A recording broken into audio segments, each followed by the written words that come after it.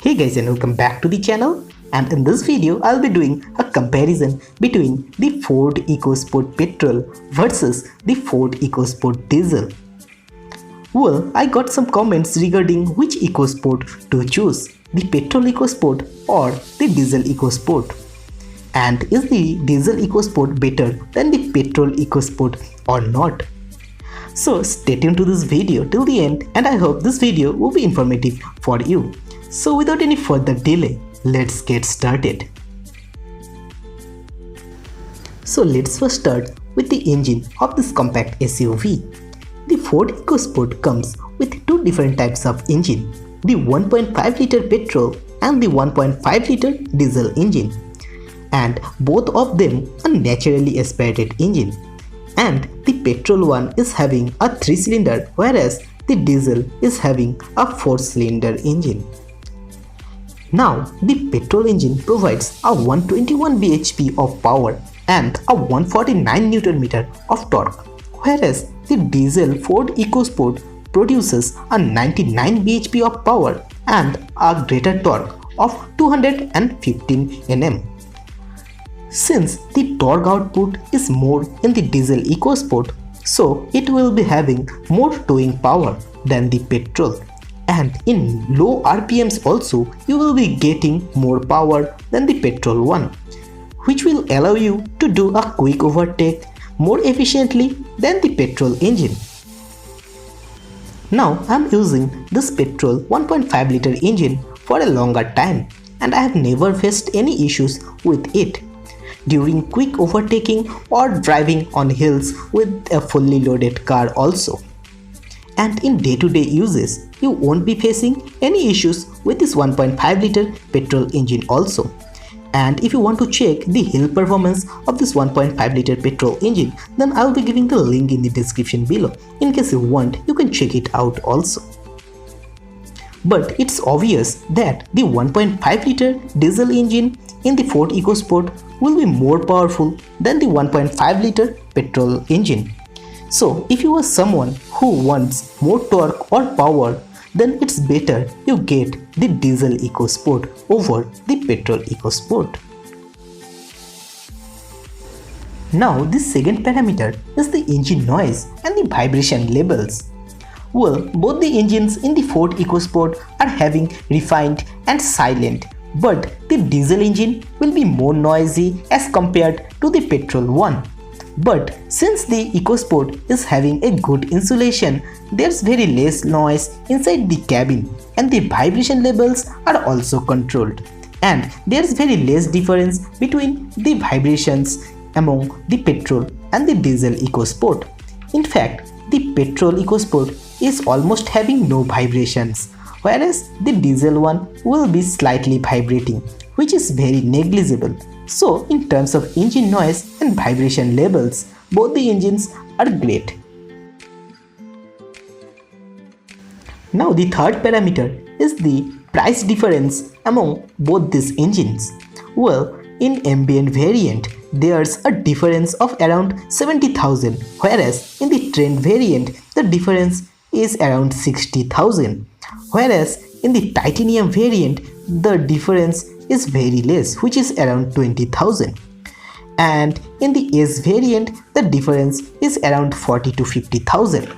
So if you are someone who is tight on the budget, so it's better you get the petrol EcoSport over the diesel one. But if the budget is not an issue, then the diesel EcoSport will be better in some situations. In titanium variant, the difference is only 20,000, so it would be better to get a diesel engine over the petrol one. Moreover, the diesel engine will provide you a mileage of around 21.7 kmpl, whereas the petrol engine will be providing you a mileage of around 15.9 kmpl. So in terms of fuel efficiency and the fuel cost, the diesel engine will be more better than the petrol one. Now the fourth parameter is the maintenance cost of both this engine.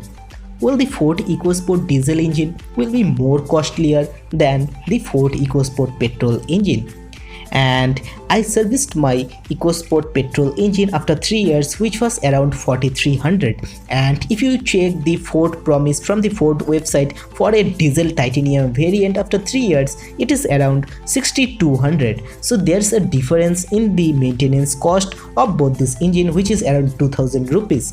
So if you are taking a diesel engine, the maintenance cost will be more because of the spare parts of the diesel engine will be more costlier than the petrol one, as the vibration levels in the diesel engine is more than the petrol one. And if you are someone who is a heavy user and your yearly run is above 15,000 kilometers, then the diesel engine would be most suitable for you because it would be beneficial for the long run. Moreover, the maintenance cost is higher, but the petrol price is low and the mileage is more. So in long terms, you will be beneficial with a diesel engine if you are a heavy user. Whereas if you are a light user and yearly your run is lower than 10,000 kilometers, then the petrol one Ecosport will be best for you. As the petrol Ecosport, you can start the engine after 10 days or 15 days or even after 1 month also. Whereas for the diesel engine, you need to start this engine often, more than the petrol one. So in terms of heavy user, you should be getting a diesel, whereas in terms of light user, you should be getting a petrol Ecosport. Now the fifth parameter is the resale value and the pollution level of both this engine. So in terms of resale value, the diesel engine will be more beneficial than the petrol engine. So if you are someone who will be using the Ecosport for 2 to 3 years and then you will be selling your car, then it's better you get a diesel engine, as the resale value of the diesel engine is more than the petrol Ecosport. So in terms of resale value, the diesel engine will be better, and in terms of pollution, the petrol engine will cause less pollution, whereas the diesel engine will be creating more pollution and more heat. So in terms of if you are concerned with the pollution levels, then you should be getting a petrol Ecosport, though it is costlier than the diesel one.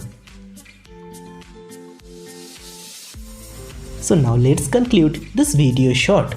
So which engine you should be choosing? So if you are someone who is a heavy user, then you should be choosing the diesel engine, and if you are a light user, you should be choosing a petrol engine. And the petrol engine is also very powerful and punchy, and if you want to check the off-roading capability of the Ford Ecosport, then I'll be giving the link in the description below. In case you want, you can check it out also. And if you are still watching this video, consider subscribing to the channel. And for someone who wants to keep the car for a longer term, then it's better you get a petrol engine.